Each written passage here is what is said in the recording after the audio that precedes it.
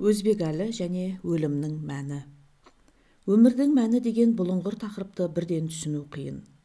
Оның мәні ашылып, санаға сәулесін шашу үшін оның сыңары өлім жайлы толғауға тура келеді.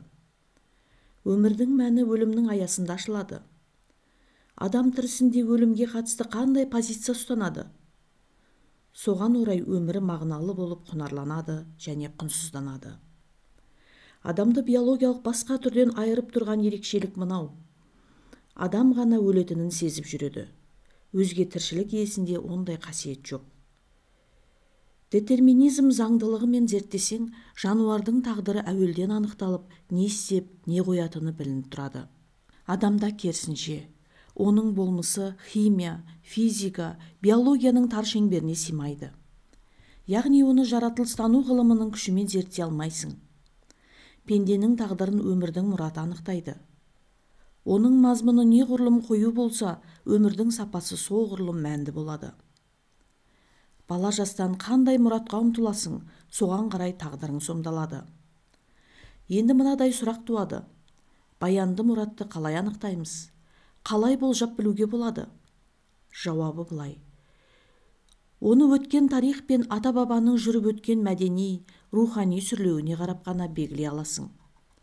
Тарихта қайсыбір идея өміршең болып, елді ынтымаққа ұйытса, құт тартса, сол идеяның ізіне түсу қажет. Өзбекәлі өмірлік мұратын осылай анықтаған. Өзіне дейінгі хан, сұлтан, бай-бағлан, би-шонжар, батыр, әулие ишандардың өмірін зерделеген.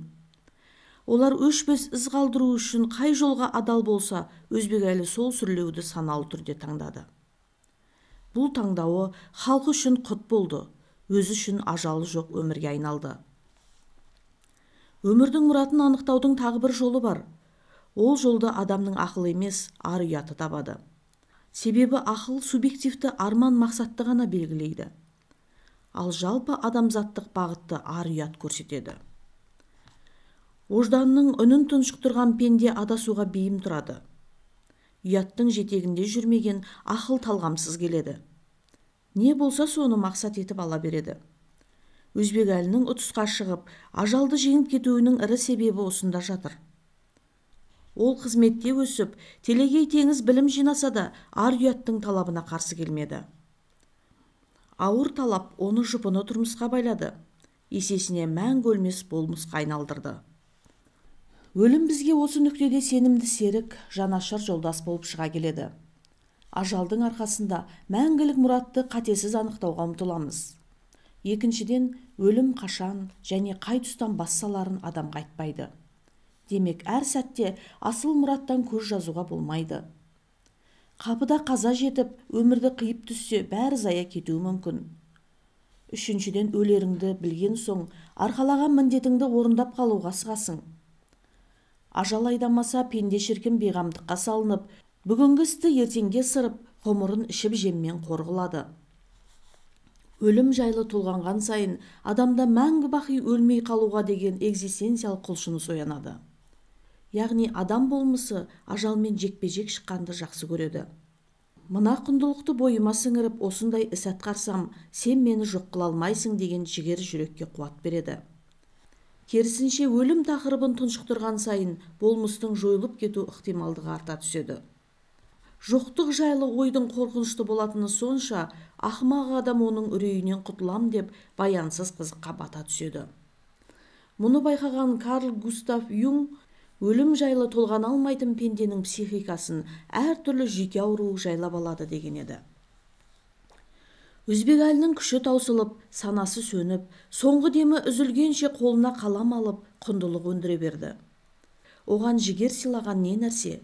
Жауабы қарапайым. Әуел бастан өлімге дайындықтың жемісі. Қызық пен құмарлықты өмірдің мәні деп түсінген мешеу пенденің санасында өзін өзі тыстан бақылап тұратын сергектік қасиет өліп қалады. Сосын өзінің не сөйлеп, не қойғанын бағамдай алмайды. Кейбір шенеуніктердің биік мінберден немесе журналистерден қашатын себебі осы. Олар мейлінше сақтанып сөйлесе де, тіл мен жағы сүріне береді. Ондай шенеуніктің сөйлеген сөзі талай рет халықтың ашуын туғызып, қоғамдық талқыға да түсті. Ақылды адам терең оймен назар салса, өлместің әдісін ақыр тауып алады. Биологиялық өмір үзілгенде, онымен қабаттаса жүретін ішіп жем мен ойын қызықта қырқылады. Тіршілікті биология деңгейінде түсінетін таяз типтердің өлімді жек көруінің себебі осы. Ал экзистенциялық қабатта жүріп жататын әділдік, ар-ұят, махаббат, жауапкершілік, еркіндік, жомарттық сияқты рухани өмірді биологиялық өлім тоқтата алмайды. Демек, мәңгі өлмеу үшін биологиялық тіршіліктің баянсыз қызығынан шектелу қажет. Рахат пен қызықтан табиғи үлесіңді ғана алып, артығынан тыйылып, мәңгілік мағынаны талап етсең, өлмейтін өмір сенікі. Адамның есейіп толысуы деген осы. Есеймесе, бүкіл қоғам жаппай балалықта қалып қойып, ойын-сауықтың ұйығынан шыға алмайды. Мысалы, Өзбекәлі сияқты кесек ойлы тұлғалар бар кезде, қоғам да соған бейімделіп, олар ұмтылған биікке еріксіз талпынады. Мемлекетшілдік сананы күшейтетін маңызды тақырыптарды жаппай талқылауға қатысады. Әу баста дара тұлғалардың кабинетте көтеріп бастаған жобалары уақыт өте келе тұтас қоғамның қозғалуына түрткі болды. Мысалы, 1980 жылдардан бастап ұлттың тарихи жадын оятатын телехабарлар там-тұмдап шыға бастады. Қарапайым ғана айтыс пен терме өнері де сол кезде эфирге жол тартты. Осындай ояныстың соңы желтоқсан оқиғасына ұласты. Ұзамай тәуелсіздікке жалғанды. Ескі Қазақстанда кесек ойлап тереңнен толғайтын шенеуніктер қалмады. Олар мемлекет деңгейінде тойланатын ұлттық мерекенің бәрін даңғаза шоуларға теңестіріп жіберді. Жоғарыдан басталған жеңілтек менталитет қоғамның барлық қабатына дерт сияқты тарады. Телеарналар тілі мен жағына сүйенген сайқымазақтардың ойсыз бағдарламасына толды. Сөзінде іліп алар мағына жоқ күлекеш қыз-жігіттер саяси карьерада жасай алатын деңгейге құлдырады. Биліктің өзі өлімнің қайлап, биыл біздің елде пәлен адам қайтты. Оның пәлен пайызы қарттар, түген пайызы балалар деген сияқты құрғақ статистикаға айландырып алды. Жыпырлаған цифрдың көлеңкесінде өлімнің мәні не деген тақырып талқыланбай қалды. Негізінде әр адамның өлімі мемлекет үшін маңызды құбылыс болуы шарт. Мағынасыз өмір сүріп, мәнсіз өлетін адамның ажалы бір шетінен мемлекеттің ішіндегі мәдениетке қатысты саясаттың қаншалықты сапалы жүріп жатқанын көрсетіп тұратын барометр. Кейбір пенде ажал жайлы ойламасам көңілім тыныш болады деп есептейді. Бірақ бұл тыныштықтың да өтеуі бар. Өзіңнен жаттанып, болмысыңды бөтенсініп, оны қабылдай алмай қаласың. Тағдырыңа жаны ашымас ақымаққа айналасың. Өзіңнің емес, құдды бір қас дұшпаныңның өмірін сүріп жүргендей, бағалы күндеріңді қалай болса солай өткізесің. Өкінбей өлгің келсе, ар-ұяттың қуатымен өмірлік мұрат мақсатыңды айқындап алуға міндеттісің. Әдетте өлім сағаты тақағанда Құдаймен ісі жоқ кісінің көңілін уайым басады. Мен өліп қалсам, бала-шағамды кім асырайды? Бұларға кім қорған болады? Бала-шағаның жағдайын жасап кететін әлде күшім бар еді. Өмірдің қызығы тез бітіп қалды. Аман қалсам, тағы да бір рахатқа батар едім.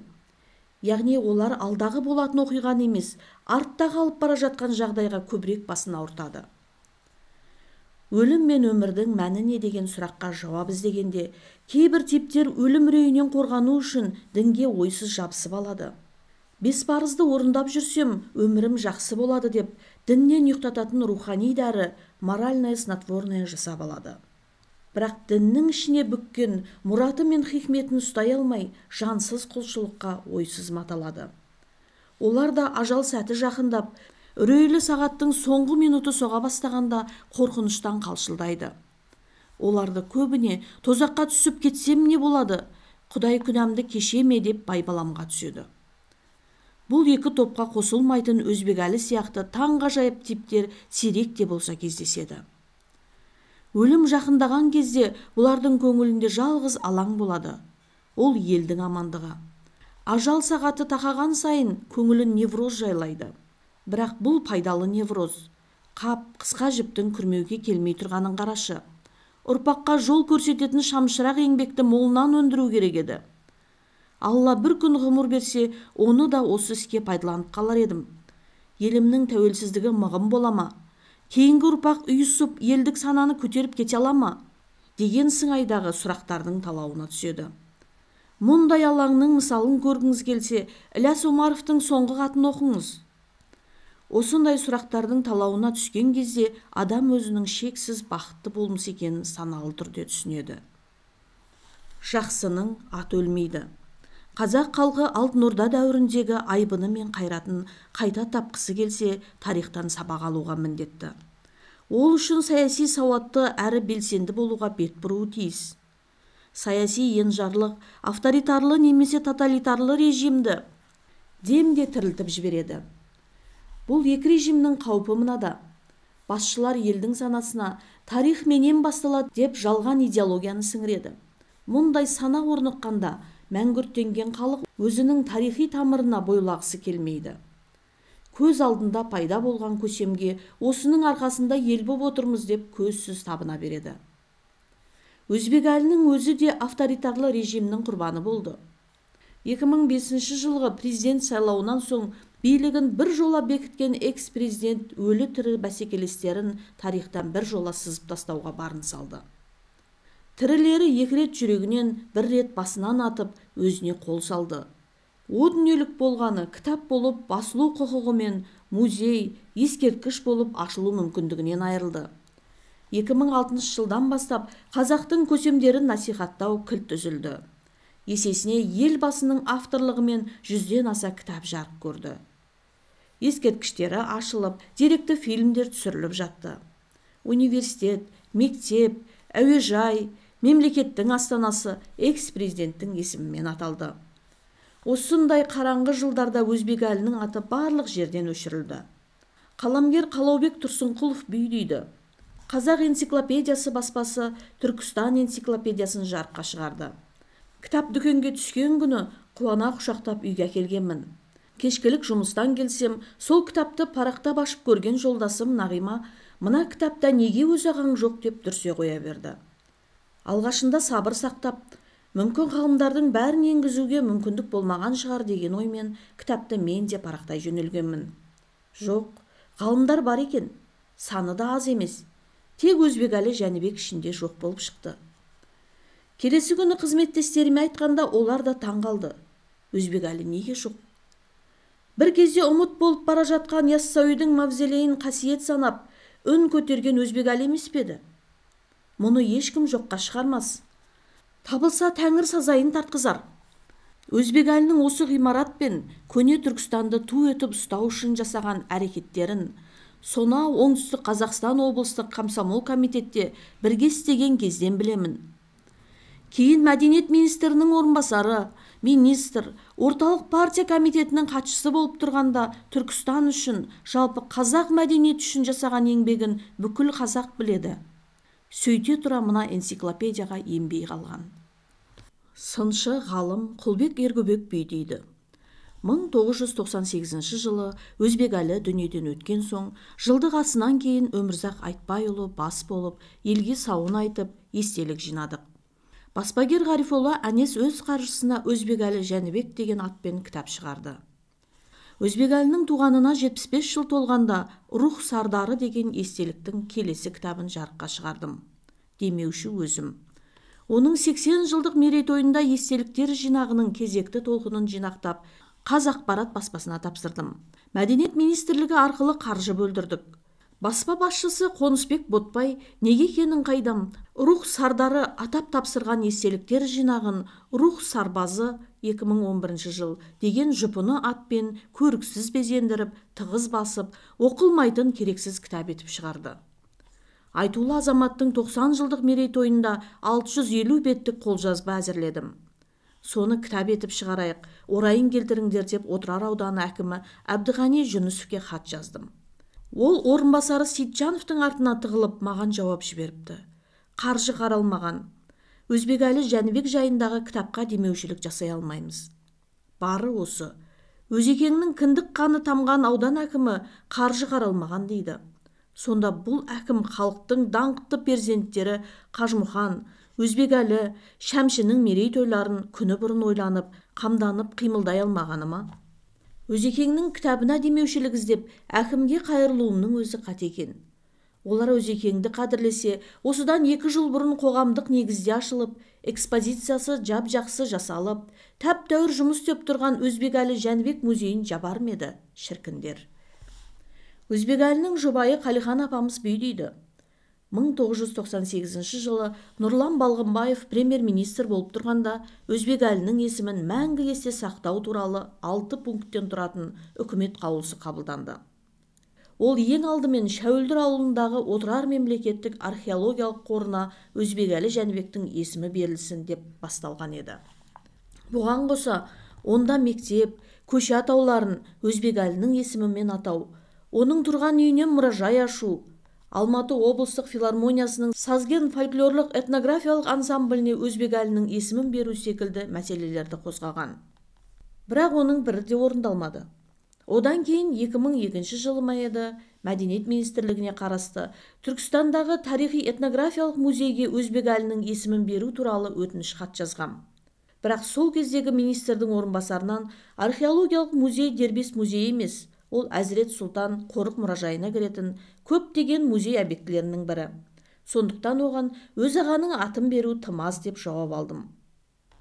Оның орнына 2003-2004 жылдары Түркістан қаласындағы сәулет ескерткіші Анарбай көпес үйінен Өзбекәлінің музейін жасаймыз деген. Ол уәде де сөз күйінде қалды. Құрметті оқырман, біз жансыз деп есептейтін тарихтың өзі әділетсіздікке төзбейді. Соған қарап, тарихтың да тірі екенін, оның да белгілі бір мақсатта жаралғанын түсінуге болады. Тарих әділдікті сүйеді. 2018 жылдан бері Түркістан шаһары облыс орталығына айналып, елдегі ең әсем қалалардың қатарына енді. Оны дамыта түсу үшін бюджеттен қисапсыз қаржы бөлініп жатыр. Бірақ осынша төгілген тер мен жұмсалған ақшаны тарихтағы әділетсіздік бұзып тұр. Ол Түркістан қаласын дамыту кезінде Өзбекәлі тұлғасының еленбей қалуы. Оның атында жарқырап жатқан көше жоқ. Орталық алаңда қала жұртының көңіліне дем беріп тұратын еңселі ескерткіші бой түземеді. Керуен сарай қалашығын соққанда оның атын жаңғыртып тұратын ғимарат не сарай салынбады. Жаңадан салынған саябақтарға да оның есімі бұйырмады. Келешек ұрпаққа оның қасиетті кесенені сақтап қалу жолындағы жан кешті еңбегін дәріптейтін музей және жоқ. Яссауи дүрбесінің кішкене құжыра бөлмесінде Өзбекәлі Жәнібек көрмесі қалт-құлт етіп әрең тұр. Кемеңгер тұлғаның еңбегін дәріптейтін жәдігерлер өте аз. Оның өзі кесененің жиі ауысып тұратын директорларының көңіл күйіне тәуелді.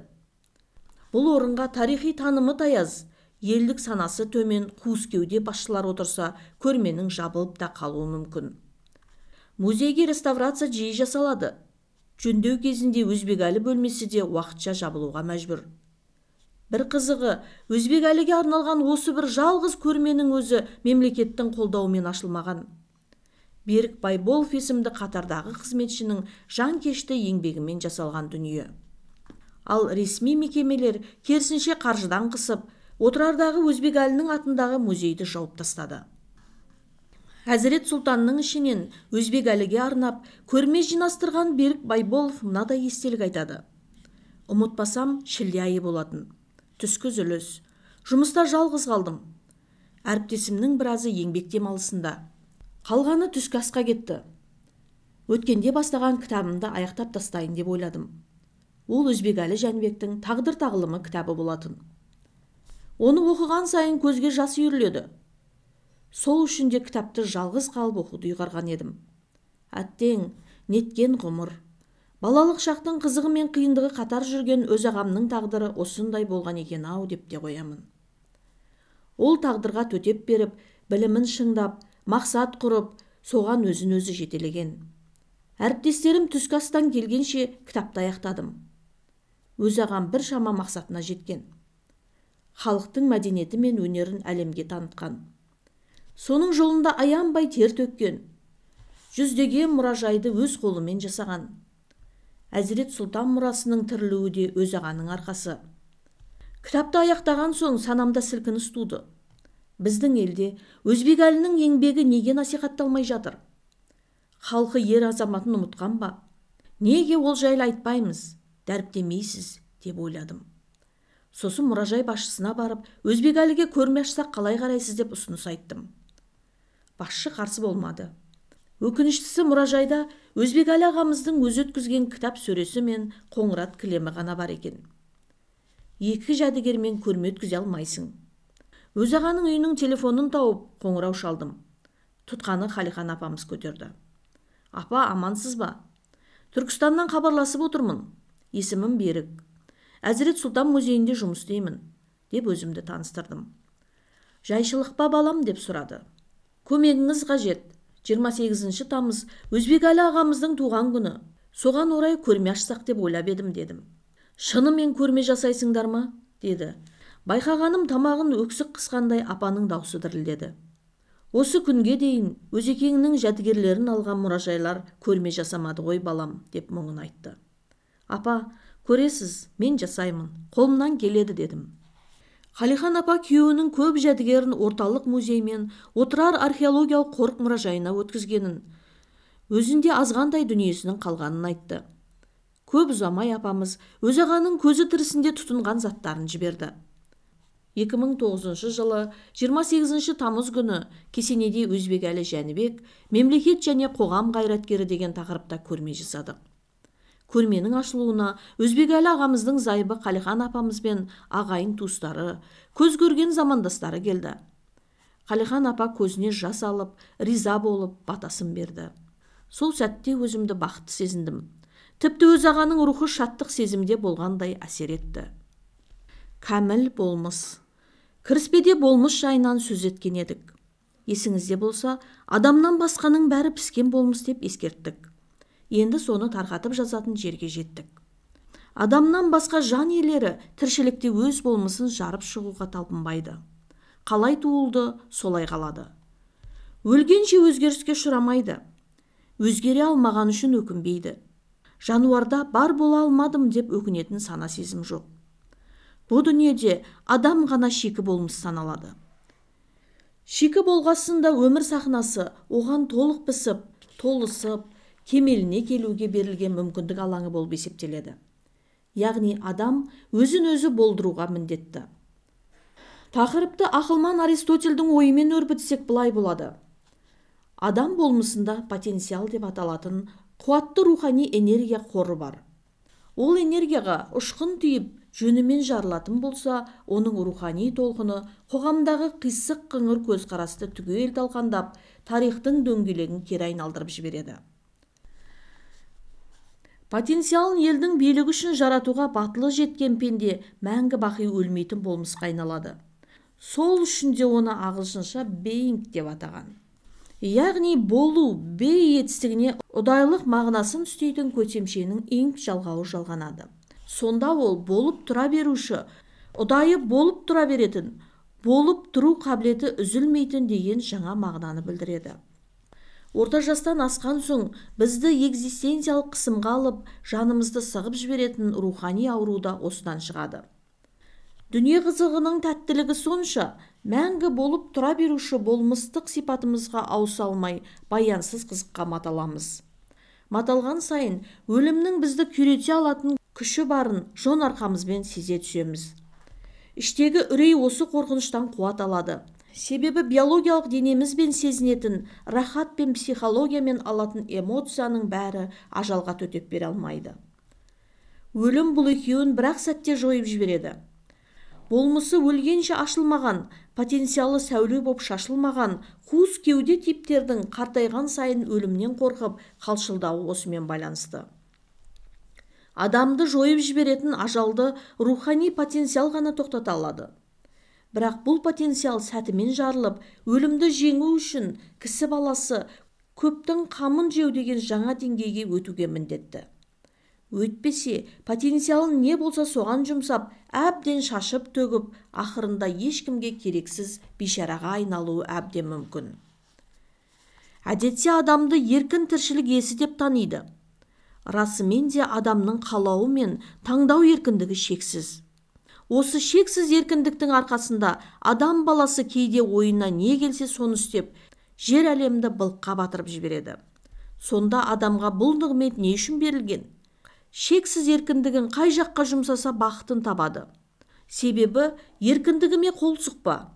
Не істесем де өзім білем деп алқынған адамның көбі тағдырын жарға апарып соғады.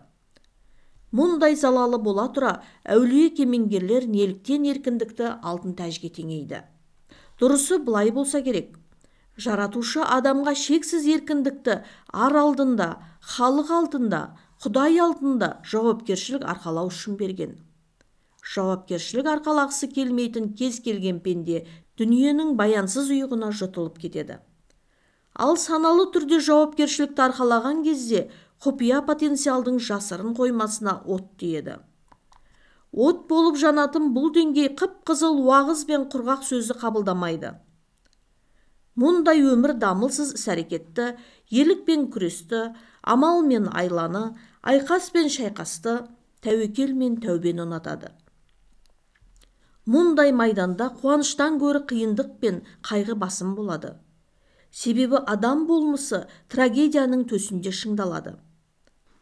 Адамзаттың абыройын парасат биігінен құлатпаймын, оның ең ұлы тіршілік иесі екенін ісіммен дәлелдеймін деген Өзбекәлі сияқты өжет тұлғалар ғана ішкі потенциалын қорықпай жарып, оның қуатын сарқа пайдаланып, қайғы мен қиындықтың арқасында осы дүниеде әбден пісіп, кемеліне келгенде болмыстық сипатына ауысып, ажалсыз аймаққа өтіп кетеді. Осы кезде адам боп туудың миссиясы оңымен аяқталды деуге болады. Ажалсыз аймақтағы болмыс тірілерге әсер етіп тұра береді. Олар біздің тағдырымыздың оңға қарай өрлеуіне кәдімгідей ықпал етеді. Ескі Қазақстанда 30 жыл бойы баға ашылмаған қазақ халқы өмірлік мұратын айқындап ала алмай тұйыққа тіреліп тұр. Ана тілі, құнарлы әдебиеті, терең тарихы, мазмұнды руханияты, киелі ұғымдары аяқ асты болып, намысы түгел қорланды. Тұтас мәдениеті құрып кете жаздап, қыл үстінде әзер тұр. Осыншама ауыр қысымға қарамастан, қазақ халқының әлі де сынып кетпей тыпырлап жол іздеуі үмітті күшейтеді. Өкінішке қарай, көзі тірі көсемдерден қайран болмады. Биліктің тізгінін ұстаған тірілер 30 жылда жемқор жүйені дамытып, тәуелсіздік тұғырын шайқап жіберді. Ел жұрт тұманнан жол таппай қиналып тұрғанда, Өзбекәлінің мәңгілік болмысы ғайыптан түскен құтқарушы жұлдыздай жарқ ете қалды. Амалы құрған қазақ ұлысы енді Өзбекәлі болмысынан қуат алып, өмірлік мұраты мен мәңгілік бағытын айқындап алмақшы. Болмысқа айналған осындай тұлғалар болмаса, біз өмірімізді дұрыс сүруді кімнен үйренер едік? Құрметті оқырман, СССР кезінде фамилиясы Жәнібеков деп орысша жалғаумен белгілі болған тұлғаны кітаптың басынан аяғына дейін Жәнібеков деп емес, Жәнібек деп қазақша жаздық. Ол біздің бастама емес, немесе ұлтшылдықпен өзгерткен жоқпыз. Оның тарихы мен құпия сыры бар. 1991 жылы Өзбекәлі өз еркімен зейнетке шыққан соң өкпесіндегі кеселі күрт асқынып кетеді. Негізінде бұл адамды алып ұратын емі жоқ ауру еместін. Жөнімен емделсе, жөнін тауып кететін көп сырқаттың бірі. Өзбекәлі ұзақ жасайтын адам еді. Оны құртқан елдің ішкі саясаты. Қазақ мәдениетінің 5 жылда бордай тозғанын көрген кезде бүкіл еңбегі зая кеткендей түңіліп кетті. Әсіресе экс-президент Назарбаев мәдениет саласына мансап пен байлықтан басқа мүддесі жоқ мәңгүрт шенеуніктерді тағайындай бастағанда депрессияға оңбай құлады.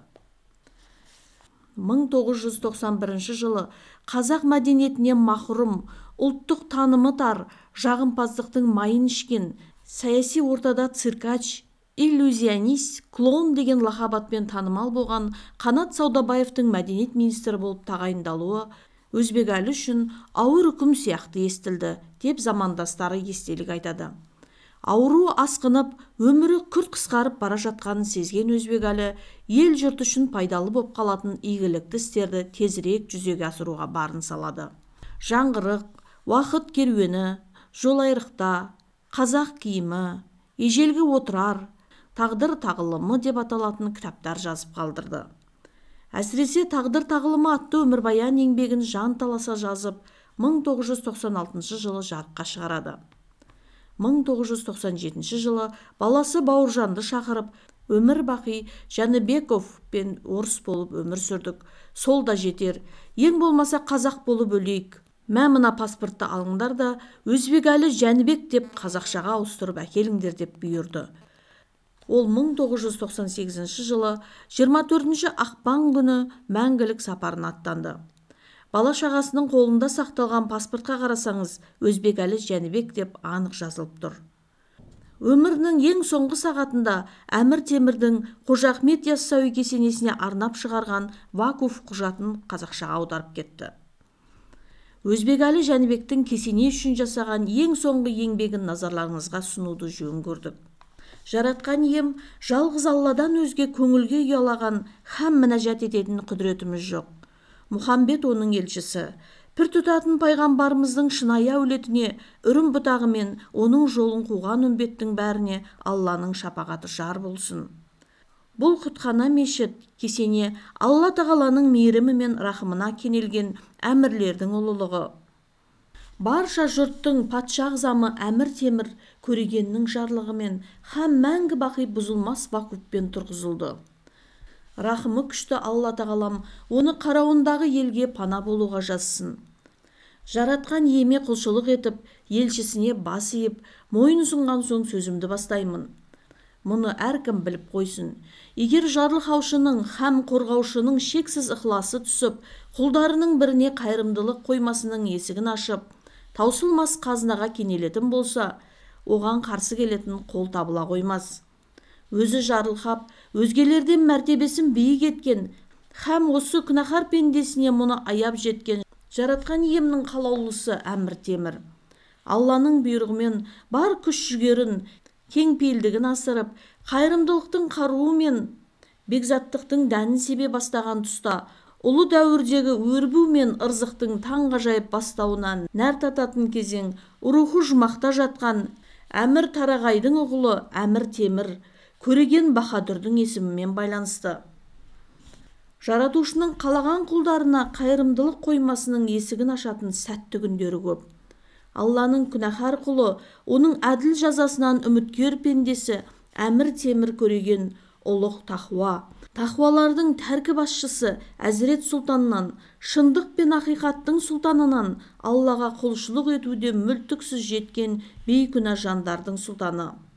Қожа Ахмет Яссауидің қасиетті де таупықты, Алланың нұры түскен мүрдесіне арнайы дұға шығарып, тамұқтың тозақ отынан арашашы болуын тілеп, оның құрметіне бірнеше вакуф тағайындады. Вакуф қожа тумасы қайнарынан жасалатын жіңішке арық суы мен оның екі жағындағы егістік жерлерден құралады.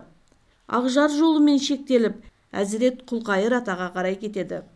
Осындай шегі айқындалған жерлерден түсетін өнім белгіленген мақсатқа жұмсалу қажет. Егістіктің түсімі қалтқысыз, айқын вакуфпен белгіленгенсін, игілікті іске ғана жұмсалсын. Олай дейтінім, вакуф мәңгілік, шектелмеген, ешқашан бұзылмайтын, баршаға міндетті һәм шариғатқа сай етіп жасалған. Жаратқан иемнің кеңшілігіне ниет артатындай етіп ойластырылған шаруа. Вакуфты сатуға, меншіктеуге, біреуге мұра етіп беруге болмайды. Ол құжатта көрсетілген баптарымен сақталуы тиіс. Вакуф дүниенің ақырына дейін күшін сақтайды. Вакуф жүргізушілерді тағайындау немесе босату құрылтайшысының еркі мен талабына сай жасалады. Һәм мұндай тәртіпті бұзуға ешкімнің құқығы жоқ. Екінші, вакуфтан алынған түсім мынадай тәртіппен таратылады. Ислам туын ұстаған әулиелердің тақуасы һәм бабагөйі Қожа Ахмет Яссауи рухына бағыштайтын, Алланың рахымы оның мүрдесін жарқыратып жіберетіндей етіп Құран оқитын қарилардың еңбегін өтеуге жұмсалсын. Құран түсіретіндер әулиенің қасына жерленген, бақилық болған, өзге күнәһардың да жанының жай табуы үшін дұға оқысын. Үшінші, Мір Әлі шайхы Хасан шайхының ұғылы Садыр шайхының ұрпағы. Садыр шайхы Қылует деген лақап атпен де белгілі. Қожа Ахмет Яссауидің туған інісі. Мір Әлі шайхының тәні мен бетіне әулиелігін аян ететін, һәм біреуге көмектесуге дайын тұратын парасаттылығын аңғарған соң, оны әулиенің жұпар есті мүрдесінің қасына болуға лайық көріп мутавали еттім. Ол тағайындалған қызметін ойдағыдай атқарып, қаһарлы сот күні істеген ісіне дұрыс жауап бере алатындай болуы тиіс. Егер үйлестірушінің көңіліне жақпаса, ол шығыны мен ысырабы мол шаруаға бармайды. Мір Әлі шайхыдан соң мутавалилікке оның еркек кіндікті ұрпағы тағайындалсын. Қасиетті мүрденің жанында су тасушы, еден сыпырушы міндетін мүлтіксіз һәм адал атқаратын екі адам жергілікті ағайындардан тағайындалатын болсын. Қожа тумасы қайнарына жақын орналасқан вакуптық жерге бау-бақша өсіруді жете меңгерген, қызметіне адал һәм мақтауға тұрарлық екі бағбан сайлансын. Оларға бақты көркейтіп, ұлғайта түсу ісі міндеттелсін. 6. Егер вакупты шайқалтуға немесе жоюға тырысатын зұлымдар табыла қалса, Мір Әлі шайхы оларды арам пиғылынан арылтуға қам жасауы тиіс. Егістік жерлерден алынған түсімді қалтқысыз сақтап, тәртіппен жұмсасын. Түсім белгілі ретпен жұмсалу үшін мутавалидің қолына оның түгелдей түсуі қамтамасыз етілсін. 7. Аптаның дүйсенбі жұма күндері Әзірет Сұлтанның кесенесіне Құран оқитын қарилар үшін оның жарлы Жақыбай мен мүсәпірлерге, жетім жесірге арнап хәлім ботқа пісірілсін. Оған 2,5 батпан бидай, 2 батпан ет, қажет мөлшерде тұз және отын бөлінсін. Күн сайын күлше пісіріліп, пақырларға үлестірілсін. Оған қажетті ұн, тұз, ноқат жеткілікті мөлшерде жұмсалсын. Күлше жасау үшін 1 жылда 100 батпан бидай жұмсалсын. Ас дайындауға және күлше жабуға жыл сайын 100 есек отын дайындалсын. Егер вакуфтан алынған өнім жаратылған мөлшерден артық қалса, әулие мүрдесінің үстіне тұрғызылған ғимаратты жөндеуге жұмсалады. Бұл ғимарат осы жолмен сапар шеккен жолаушылар үшін аялдайтын орын болуы тиіс. Уа ізгі ниетті жандар, егер мутавалидің еркек кіндікті ұрпағы таусылса, онда вакупты басқару үшін қабілетті адам іздеу міндетті хакім мен қазилерге жүктелсін. Мутавали жағымсыз қылығы жоқ, кіршіксіз таза, дінге шексіз берілген пендеден болуы шарт. Мұндай жағдайда жауапкершілік хакім мен қазидің ар намысына жүктеледі. Олардан вакуфтың мүлтіксіз орындалуы мен мутавалидің қызметіне тиісті бақылау қоюды талап етемін. Жаратқан иеме жалбарынып, вакуфтың мақшар майданына дейін аман тұруын тілеймін. Егер вакуф жүргізуге құқығы бар өкілдің бәрі тоқтайтын болса, жаратқан ием солай шешкендіктен одан түсетін қаржы тіршілік тоқтағанша діндар қауымның қарамағында болсын. Олай дейтінім, жаратқан ием жердегі тіршіліктің қожасы һәм қорғанышы, оған қуат беріп, қорғай алатын жалғыз құдірет. 8. Вакуфты ештеңеге айырбастауға болмайды. Билік бұл тәртіпті мұқият қадағалап отыруы тиіс. Түркістанда және оның айналасында тұратын жұртқа арнап, қала маңында қанша арық болса да, олардың әрбірінен хәлім ботқаға керекті су және 2 көш жер алынатын жайлы қосымша вакуф тағайындаймын. Ол вакуфта шын ақиқат жолын қуған шындықтың сұлтаны, жаратқан иеме құлшылық ету де мінсіздікке жеткендердің тәркі басшысы. Әулиелердің әулиесі Қожа Ахмет Яссауидің аруағына бағышталды. Жаратқан ием оның қасиетті мүрдесін шапағат нұрымен жарқыратсын. Кім-кім қаһарлы сот күні тамұқта болғысы келмесе, вакуфқа зұлымдық жасап әуре болмасын. Әрбір арықтан суымен қоса 2 көш жер бөлініп берілетіні жайлы вакуфқа Мір Қарасу арығын жатқызамын. Ол Әзіреті Сағды Баққасқа берілді. Сығанақ, Шорнақ арықтарының суы 2 көш жерімен қоса Шорнақ ата деген лақап атымен белгілі Қажы Мәлікке Дәруш Әли Сығанақидің немересіне Шайдай Сығанақи шайхының ұлы Күйіндік ата Сығанақидің ұрпағына белгіленеді. Ақманғаз, Қарғас, Қарабұлақ, Сызатбұлақ, Ақтөбе, Мешпен қоса Үржар, Ағзіл Қия бұлағынан басталатын Көктас қайнарларынан су тартатын Шорнақ, Сығанақ арықтары вакуфтың Сығанақ бөліміне жатқызылады. 9. Ұлық Әзірет Дәруш Әли Сығанақи әулиелердің сұлтаны Қожа Ахмет Яссауидің көзі тірісінде мешіт хатыбы етіп тағайындалған екен.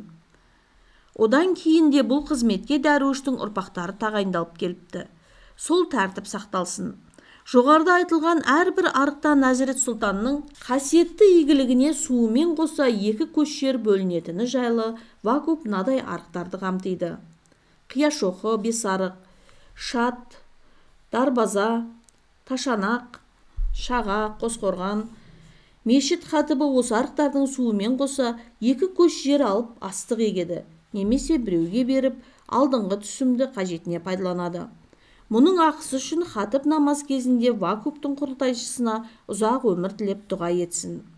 Мутавали Вакупта көрсетілгендердің 1/10 бөлігінің жартысын өз қажетіне пайдалана алады.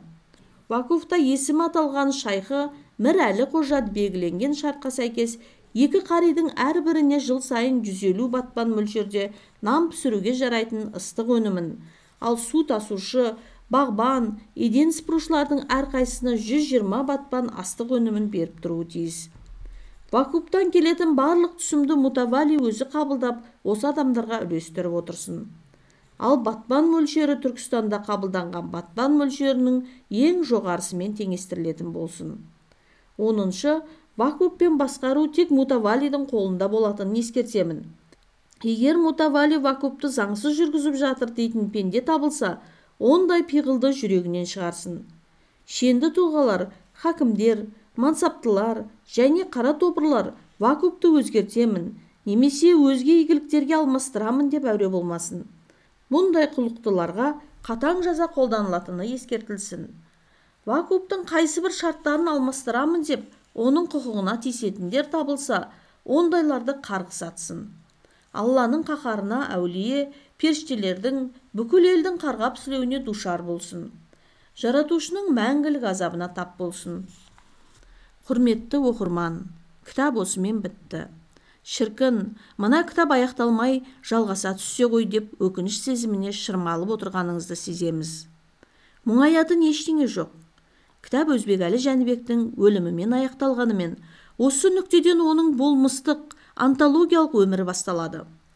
Оның таңғажайып болмысы ішкі әлеміңізге еніп, көңіл төріңізге жайғасты.